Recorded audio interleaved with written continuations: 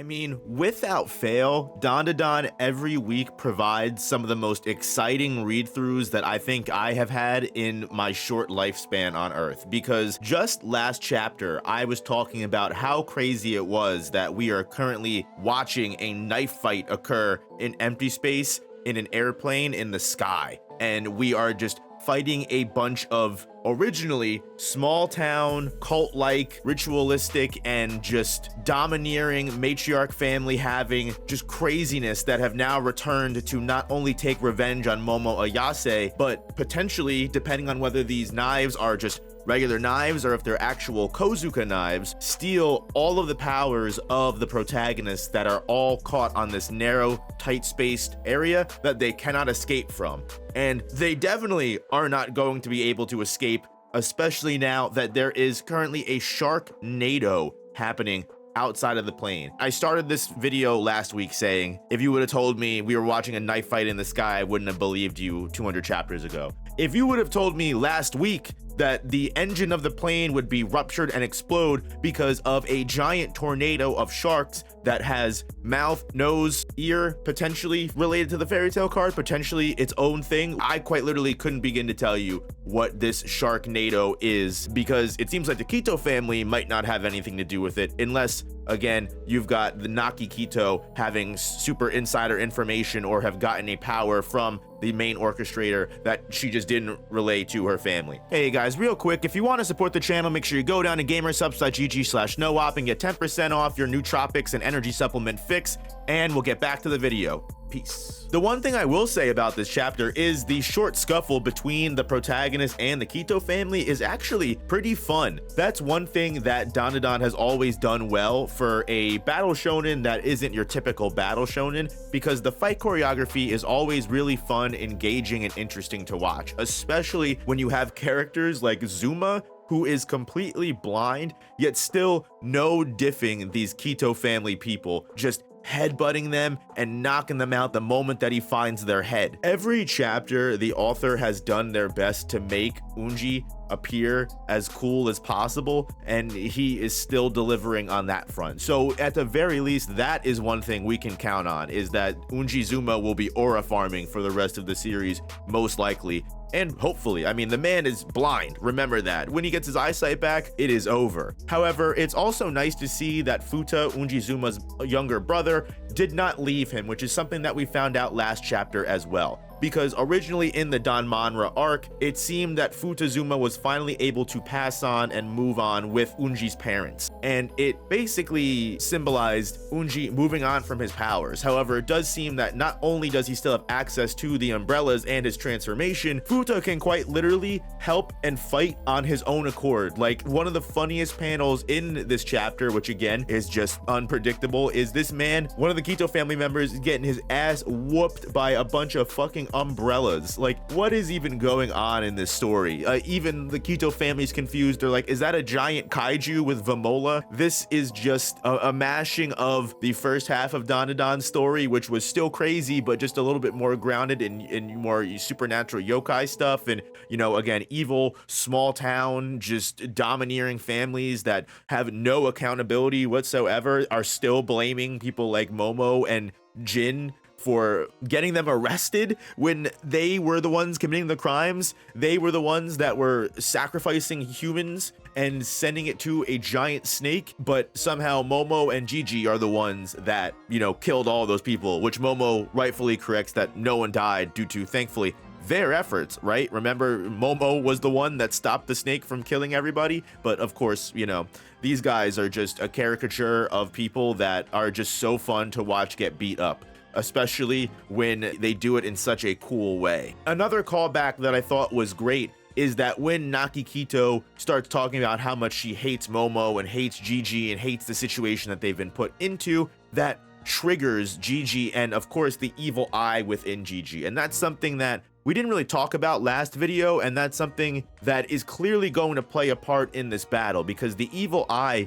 became the dark spirit and yokai that it is today because of the Kito family's actions, because of their sacrifices, and because the evil eye started out as this nice, genuine boy who was sacrificed and then still became a nice, innocent, and genuine ghost that just watched time and time again the Kito family for over 200 years use, abuse, and exploit their power to constantly cause the same cycle of hate over and over again. And if there's anyone that has a grudge against the Kito family, screw the whole little beef that Momo and Naki Kito have. I mean, that's petty. The evil eye has like 200 years of hate, despising, and just all of that resentment has brewed a evil spirit that wants to dominate the entire world and kill humanity, and is only holding that mission off because he likes fighting with Okarun every Tuesday. So one, the fact that Gigi was able to hold the evil eye back for a little bit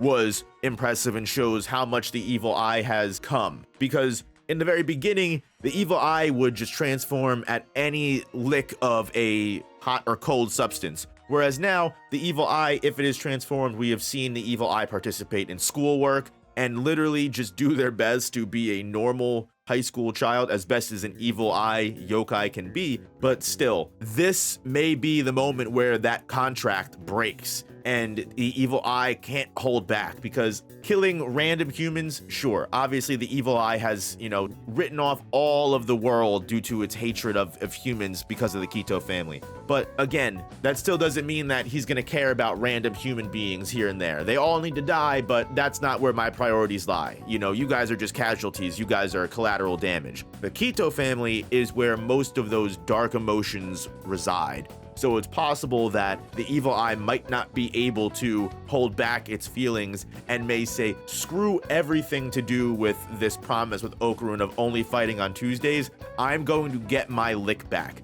And again, this whole arc has really centered around this concept of revenge, getting your vengeance, getting your get back. All of these old enemies are returning to fight Okarun, to fight Momo, because they want to get the justice they feel they deserve. And they're all being led astray by the main orchestrator, whose main goal really does seem to be not just Momo's id Cosmos, but also potentially Okarun's Turbo Granny, which we still don't know anything to do with what's happening with Turbo Granny in the story. She has just disappeared, and obviously Count Saint Germain was after her power because that's why he targeted Okarun in the very beginning of everything before all of these assailants started attacking us. So that being said, I'm not entirely sure how the evil eye is going to play into all of this, but it's quite possible we may either lose him as an ally for a short time, which is definitely going to cause an issue, or knowing Yukinobu Tatsu and knowing how he likes to pull at the heartstrings,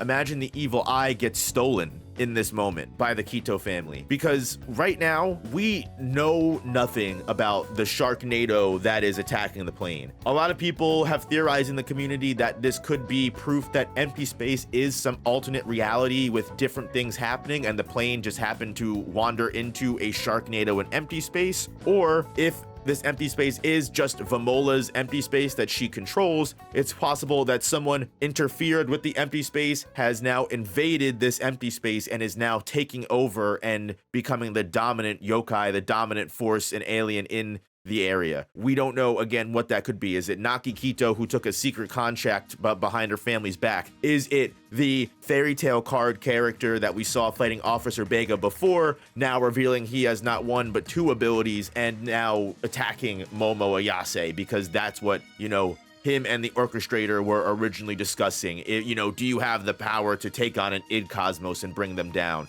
Because again, Okarun had Heisei and the jet booster occur. The Kito family is multiple people, but realistically they're about one entity. So it's possible this may be the second enemy that is coming to attack our group. I mean, realistically, they had Mr. Murakami. They had about 3 enemies, but I'm getting off track. The point is, I really don't know what the hell is going to happen with this plane crash, this shark tornado, eyes and face and nose thing. Like I said, I'm done trying to predict this series. All I can realistically tell you for sure is that I'll be covering the series every chapter that comes out. So if you enjoy my commentary, enjoy the reviews, hit that like button. It really helps the channel way more than you know. And most importantly, subscribe, because again, I'll be covering this series every week, or any other series you may read weekly like Chainsaw Man, Kagurabachi, Sakamoto Days. Only the best here. But anyway, guys, thank you so much for watching. I sincerely appreciate it, and I'll catch you guys in the next one.